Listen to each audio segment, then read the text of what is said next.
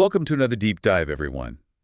This time, we're taking a closer look at salt, or more specifically, how we taste it. You sent over some really cool research on this, and it turns out Yeah, it's way more complex than I think a lot of us realize. it really is. Most people, I think, learn about the five basic tastes. Right. But salt is a little different. Like, our bodies kind of have a secret weapon when it comes to salt. We actually have two entirely separate systems for tasting it. See. One tells us, this is good for you, Mm. and the other tells us, this is bad, stop. Wow, okay. Two systems just for salt. Why? Well, think about it. Sodium, it's absolutely essential for us to survive. Right, for sure. I mean, it's the backbone of how our muscles work, our nerves fire. It even helps to regulate fluids in our body. But too much sodium, that can lead to some serious health problems. Yeah, like high blood pressure, right. Exactly. So we need it, but too much is bad. That's kind of like walking a tightrope. That's a perfect analogy. It really is. It's about balance. And these two salt-sensing systems, they're like our balance mechanism. One system encourages us to consume the right amount of salt, and the other, that one kicks in when we're in danger of overdoing it. Okay, I'm starting to get it, but why do we even have this dual system in the first place? It seems like a lot of effort just for salt? Do our ancestors need it or something? You're exactly right. Early humans, they didn't have grocery stores or salt shakers. They had to find salt in their natural environment, which wasn't always easy or predictable. So having a system that could do both, guide them towards salt when it was scarce and warn them when it was too abundant, well, you can imagine that would have been a huge advantage for survival. Wow, that's amazing. Something as basic as taste is actually tied to our evolutionary history. It is. But let's zoom in a little here. How do these systems work on a molecular level? Okay, well, the good salt system, that one is actually pretty well understood. Researchers have identified a specific channel called ENAC. It stands for epithelial sodium channel, and it acts as the key player here. It's found in other parts of the body, too, like our kidneys. That's where it plays a crucial role in regulating those sodium levels. So it's like ENAC is controlling the flow of sodium, kind of like a gatekeeper. Exactly. A gatekeeper. In our taste buds, when ENAC encounters sodium from the food we eat, it lets those sodium ions enter specific taste bud cells. And that triggers a whole chain reaction that eventually sends a signal to our brain saying, hey, this is a good amount of salt, keep going. So not just any taste bud cell can detect this good salt. Right. It took scientists a long time to figure out exactly which cells were responsible for that signal, the good salt signal. Yeah. It turns out they're located right in the middle of the tongue. Really? And what's special about these cells is they contain all the necessary components to form a functional ENAC channel. Wow, our tongues have specialized cells just for that. What about the bad salt system then? Well, that's where things get a little more, mysterious. We understand the good salt system pretty well. Right. But the bad salt system, Yeah. there's still a lot of uncertainty there. Researchers haven't been able to pinpoint a single bad salt receptor. So if it's not sodium that's triggering this bad salt alarm, what is it? That is the million-dollar question. And scientists, they're exploring several really fascinating possibilities. One theory, it suggests that chloride, the other half of sodium chloride, table salt, might be a key player. So it's not just the sodium, it's what it's paired with. So that means that different types of salt might trigger that bad salt system differently. It's possible. Think about sodium chloride. It creates the strongest, most intense salty taste, right? Right. But sodium paired with other ions, like in some salts found naturally in foods, those often taste less salty. That's true. So that suggests that chloride, sodium's partner in crime, might be influencing how we perceive that bad salt sensation. So we don't know exactly how yet, but there's evidence that chloride might be playing a part. What else are the researchers looking at? Well, they found some unexpected connections to our other taste receptors, particularly bitter and sour. And get this, they've even been doing experiments with mustard oil. Mustard oil. Hold on. What does mustard oil have to do with any of this? It sounds strange, right? But stay tuned, because when we come back, we're going to dive into some pretty wild experiments involving mustard oil, bitter taste receptors, and even a potential candidate for a bad salt receptor called TMC4. It's a real puzzle, but a fascinating one. I am definitely intrigued. We'll be right back after a quick break. All right, so we've got this bad salt system, still a bit of a mystery, but it seems like chloride might be involved. And now you're saying there are connections to bitter and sour tastes and ND mustard oil. This is getting interesting. Well, yeah, this is where the research takes a really interesting turn. Scientists, they were studying the specific component of mustard oil. Okay. And they found that when they applied it to mice tongues, it actually made them less sensitive to high concentrations of salt. Wait, so you're telling me mustard oil, like what you put on a hot dog, that can make something taste less salty? Yeah, I know it sounds weird, but that's exactly what they found. Wow. And here's where it gets even more interesting. This same component of mustard oil, it also made the mice less sensitive to bitter tastes, too. So they were less bothered by both the salty and bitter flavors.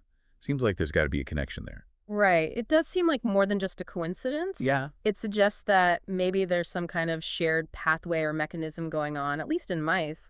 But then it gets even more complicated because further experiments, they actually revealed that sour taste cells might also be involved in how we detect high salt levels. Hold on. So now we have bitter A and D sour receptors that could be playing a role in how we experience bad salt. I thought we were trying to simplify things here, not make them more complicated. I know, right? It's like a puzzle with all these different pieces. One theory that's out there is that the too salty signal, maybe it's not just one signal, but a combination of inputs from different places. Oh, okay. I can see that. Yeah. So like different channels, maybe for bitter, sour, and those chloride-related pathways you were talking about? Yeah, exactly. And they all kind of feed into this bad salt control panel. And depending on the type of salt and how much there is, you get that too salty experience. That's a great way to think about it. Like, it's not just one instrument playing. It's a whole orchestra of signals that create this bad salt symphony. Okay, that makes sense. But every good mystery needs a prime suspect, right? Have researchers found a specific receptor that could be like the main trigger for this too salty alarm? Well, there is one potential candidate that's been getting a lot of attention. Oh. It's a channel called TMC4. It's a type of ion channel that lets chloride ions enter cells. Remember how we were talking about the possibility of chloride being involved in that bad salt perception? Yeah. Well, TMC4 could be that missing link. So TMC4 is like the bouncer at the bad salt club. Haha, yeah, something like that. But here's the thing. The evidence isn't as clear-cut as we'd like it to be. Scientists did some experiments where they engineered mice, that were missing this TMC4 channel completely. Oh, interesting. So if that's the key, then these mice shouldn't mind a really salty drink, right? Exactly. And this is the catch, the mice, they still avoided the super salty water, even without TMC4. They could still sense it as bad, but we still don't know exactly how. So maybe TMC4 is involved somehow, but it's not the whole story. Right. These findings suggest that it's even more complex than we thought. It's likely that there are other factors at play here, other channels, other signaling pathways that contribute to that too salty sensation. Man, it's amazing how much we still don't know about something as basic as taste. But with all this talk about mice, how much of this really applies to humans? Do we experience bad salt the same way? That's a really important question. Animal studies, they give us a lot of valuable insights, but we can't assume that mice and humans perceive salt in exactly the same way. Their taste preferences and sensitivities could be different, and their bad salt systems might evolve differently too, based on their diet and their environment. So how do scientists study something as, subjective as taste in humans?